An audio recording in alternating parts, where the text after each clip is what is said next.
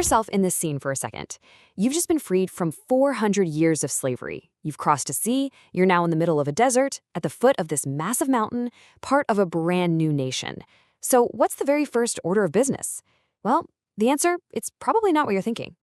Yep, a census. A head count. Not building shelters, not finding food, counting people. And this wasn't just any old head count. It was specifically a military census. I mean, think about it. Why would a nation of former slaves need to immediately start counting its soldiers? That's the big question we're going to dig into today. So the first and most practical reason is pretty straightforward. God was transforming a disorganized crowd of refugees into a disciplined, organized army. You know, they were no longer slaves in Egypt. They were now about to become soldiers with a huge mission ahead of them, the conquest of Canaan. And what's really fascinating are the specifics here. The command wasn't just to count everyone. No, it was very clear, count every male 20 years old and up who was, quote, able to go to war. This was basically a draft. This data wasn't for the record books. It was for military mobilization, organizing this new army by tribe and by family so they could be as effective as possible. And the final number? Get this, 603,550 men.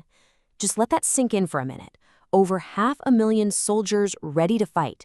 And remember, these are people who just a year earlier were making bricks under the whip of Pharaoh. This was now a formidable force.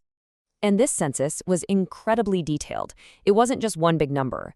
They broke it down tribe by tribe. So you had Judah, which was the absolute powerhouse with over 74,000 men.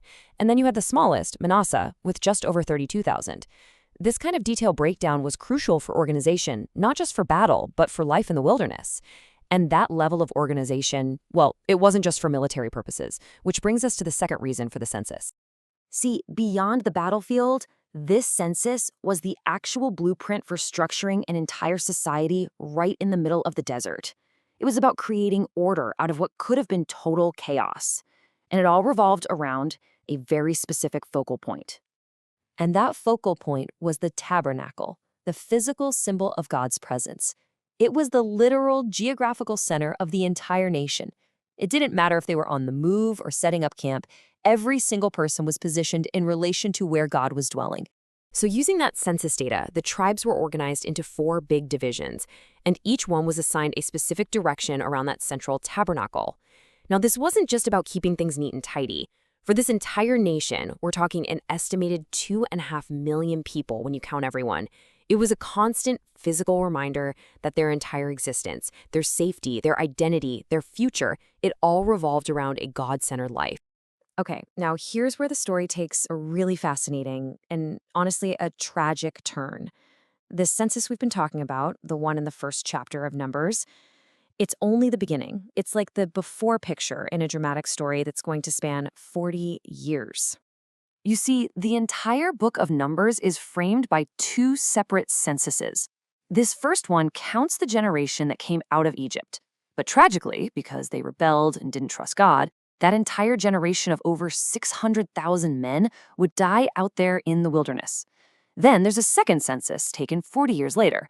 That one counts their children, a new generation ready for victory, who would be the ones to finally enter the promised land.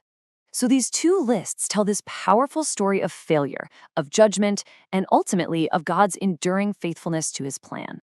This brings us to the final and maybe the most profound reason for this census. We've seen it organize an army, structured a nation, and told a generational story.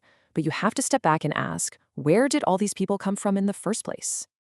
I mean, let's go back just 400 years. When the patriarch Jacob led his family down to Egypt to escape a famine, they were just this tiny clan. How many people? Only 70. And now, from those 70 individuals, the nation had absolutely exploded to an estimated total population of 2.5 million people. That kind of growth is almost unbelievable. This wasn't just natural population increase. This was something else entirely. And that's the ultimate point. The census wasn't just a list of names. It was a receipt. It was the concrete, statistical proof that God had fulfilled the ancient promise he made to Abraham centuries earlier, that he would make his descendants as numerous as the stars. Every single number that was counted was a testament to God's faithfulness. So, to recap it all, why did God command a census? Well, it was a masterclass in nation building. It organized an army for conquest, it structured a society centered on him, it framed a tragic and hopeful story of two generations, and most importantly, it served as undeniable proof that God keeps his promises. And that leaves us with a final thought. This ancient census was a way of accounting for God's faithfulness. It kind of makes you wonder, in the midst of our own wilderness journeys, what signs of fulfilled promises might we find if we just stopped for a moment to count them?